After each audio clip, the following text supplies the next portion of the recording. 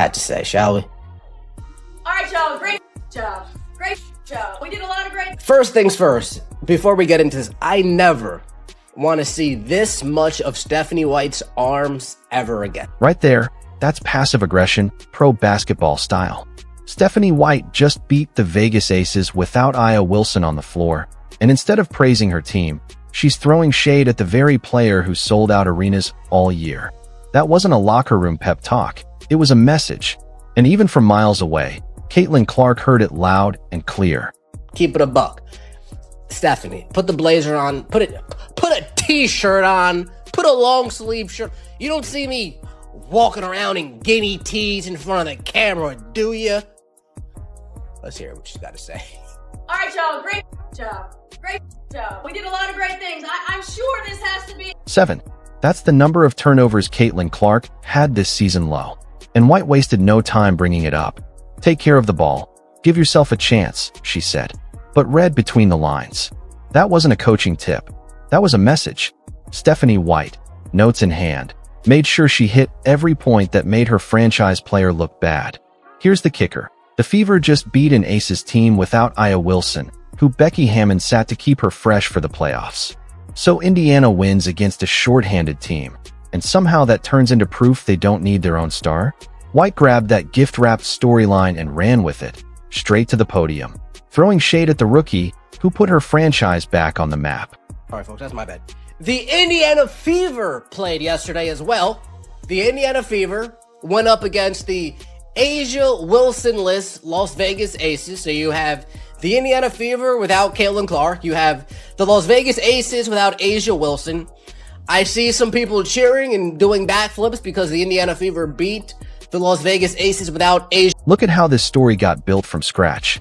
First, England rolling into Azteca, all that hype about hostile crowds and road warriors getting it done. Then Norway gets a mention. And then, almost slipped in, oh yeah, the Fever played too. That's not an accident. That's how you dress up a win to make it look bigger than it is. Here's the real headline. Indiana went to Vegas and beat an Aces team with no Aya Wilson. That's it. But listen to the coverage, and you'd think they just won a title. Nobody throws a parade for beating the Chiefs without Mahomes. Nobody celebrates a win over the Bulls with Jordan on the bench. Yet here we are, watching people talk like this one game proves something big about how you build a roster. Star player throwing shade at a star player. That's the news coming out of the game. That is the story coming out of the game. Stephanie White's slow, methodical, tiresome, knockdown, drag-out, boring brand of basketball. They beat the Los Angeles Sparks, no Kelsey Plum, no Cameron Brink. They beat the Las Vegas Aces, no Asia Wilson. A game that Becky Hammon did Stephanie White a solid and said, Kennedy Carter, keep your ass on the bench. You're not really... Now let's talk about Stephanie White's system. Slow, methodical, tiring to watch. And that's not me being harsh. That's what people who actually watch every game are saying. It's grinded out basketball. Control over speed. Fewer possessions over creating advantages. And here's the funny part. That system runs smoother without a generational playmaker who breaks defenses wide open in transition. That's not a win for the system. That's a red flag. If your offense works better without your most talented scorer ever, maybe the player isn't the problem. Maybe the system just can't handle real talent. Let's not forget, Clark averaged over 5 assists a game as a rookie while leading the team in scoring. But sure, 7 turnovers against a shorthanded team is the real story here. The Fever beat the Sparks without Plum and Brink. They beat the Aces without Wilson. And these are the signature wins everyone's pointing to. What they've actually figured out is how to beat teams missing their stars while their own star is out hurt. That's not a formula for the playoffs. That's a story that falls apart the moment they face a full-strength team. I smell something fishy here. Uh-oh. You got Stephanie White. Come here, Becky. Give me a hug. Come here. Give me a hug. Give me a hug. This is it. This is what happened right here. This is what happened right here. Come here, Becky. Give me a hug. Give me a hug. Picture this. 2 coaches, smiling, whispering, covering their mouths after a game that one of them just lost. Something about that moment doesn't add up. Becky Hammon and Stephanie White, sharing a laugh right after the final buzzer, like 2 people who just pulled off a plan together, not 2 rivals who just battled for 40 minutes. One of them walked away with a loss. So why does it look like a celebration? What exactly is so funny? And why does it feel like something's being hidden from the cameras? Let's stick to the facts we can actually see. The Aces sat their best player. Their other key scorer barely saw the floor despite being healthy. The game looked competitive on paper, but Vegas never really pushed in the fourth quarter. And somehow, both coaches walked away getting exactly what they wanted. Hammond protects her superstar for the playoffs and keeps the MVP story alive. White gets a game to wave in front of her front office as proof that her system works just fine without the ball-dominant rookie who happens to be the face of the franchise.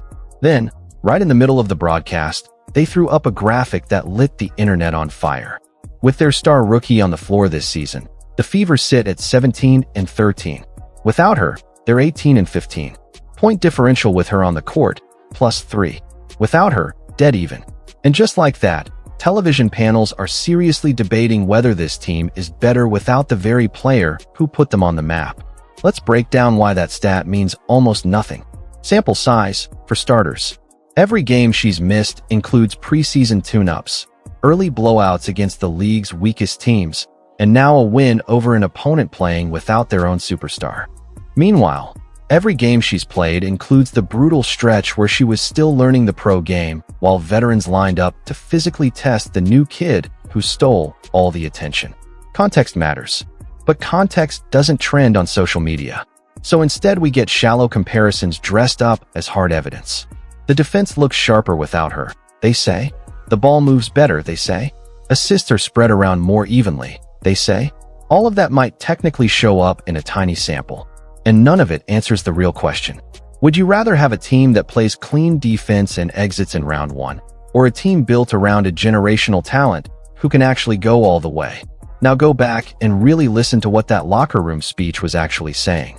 It wasn't about celebrating heart or hustle. It was a list of numbers, each one quietly pointing at the player who wasn't in the room. Season low turnovers. Translation, our star gives the ball away too much. More offensive rebounds than usual. Translation, we crash the boards better when we're not sprinting in transition with her. Holding the other team to under 40% shooting in the second half. Translation, our defense holds up better when we're not covering for her weak side. Every single compliment to the team doubles as a quiet dig at the franchise player sitting on the bench. That's not an accident. That's not a coach getting swept up in a big win. That reads like a prepared message, aimed at the front office, aimed at the media, and aimed straight at the player herself. Compare that to how real championship coaches handle this exact situation. When Kansas City won games without Mahomes, Andy Reid gave credit to the backups, but never once suggested the team was actually better off without their franchise quarterback. When the Bulls had to survive stretches without Jordan, Phil Jackson never floated the idea that the team ran smoother without him. Great coaches know how to praise depth without torching their own superstar. Somewhere along the way, that lesson got lost here. And here's the part that should really worry Fever fans. This rookie is still on her original contract, getting paid a fraction of what she's actually worth on the open market. She's the reason ticket prices spiked, the reason arenas sold out across the entire league, the reason cameras and cash finally showed up for women's basketball in a way it never had before. And she's doing all of that while her own coaching staff seems locked in on proving they don't need her. So what happens when that contract runs out? What happens the moment she has real leverage to walk? Player movement in this league doesn't work like the NBA. The rules are different. The market is different. If she decides she'd rather play for a coach who actually builds around her talent instead of around a system that ignores it, she will have options. And this franchise will be left explaining to a fan base that showed up in record numbers exactly why they let a once-in-a-generation player walk out the door. Think about what that does to a player mentally. She's watching her own team win without her, and instead of that being framed as healthy depth, it's being turned into a weapon against her.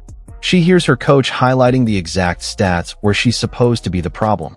She sees the graphics comparing team performance with her and without her, plastered across every broadcast.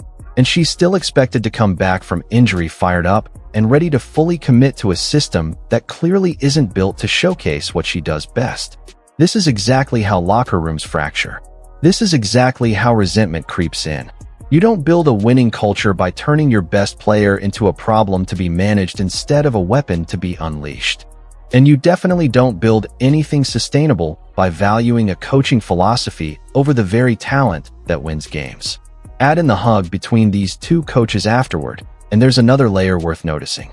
These two go way back, part of the same coaching circle, former players turned coaches, both still trying to prove themselves in a league that hasn't always given women a fair shot at the spotlight. There's real respect there, but there's also a shared interest in certain storylines sticking. One coach needs the MVP narrative to hold up even when her star sits out. The other needs the "we're better without her" narrative to justify a system that critics keep questioning. So what happens when both of those interests line up perfectly in the same game? You get a matchup that feels a little too convenient. A result that quietly benefits both sides. A post-game moment that looks more like a celebration between friends than a handshake between rivals. And fans who are paying close attention start asking an uncomfortable question. Did we just watch real competition, or did we watch a storyline play out exactly as planned? Here's the bigger picture. This league fought for decades just to get taken seriously, to get real media coverage, real crowds, real financial backing. Then one electric rookie shows up and delivers all of it at once. Record ratings, sold-out arenas, national headlines, major sponsors. Everything the league had been chasing for years, handed over by a single player. And instead of everyone rallying behind that, part of the league has pushed back. Veterans irritated by her spotlight. Coaches frustrated by having to adapt their systems around her. Commentators annoyed she gets more attention than players they personally rate higher. Rather than riding the wave she created, there's been this strange resistance to the exact player responsible for the growth everyone claims to want. So where does this leave the Fever going forward? They've got a real choice to make. Keep grinding through a slow, cautious system, keep trying to prove they can win without their franchise star, and hope that beating up on weakened opponents somehow translates into a deep playoff run. Or wake up to the fact that they have a generational talent on their roster, build an offense that actually plays to her strengths, and give themselves a real shot at a championship. If they keep choosing the first path, don't be surprised when she eventually walks. She'll land with a franchise that actually wants to build around her. She'll play for a coach who treats her talent as a weapon instead of a headache. And this team will be right back to playing in front of half-empty arenas, wondering exactly where it all fell apart. So here's the real question for you. Do you think this team is actually better without its franchise player? Or is this whole narrative just being manufactured for clicks and controversy? Drop your take in the comments. Hit that like button if you see through this story, and subscribe so you don't miss where this saga goes next.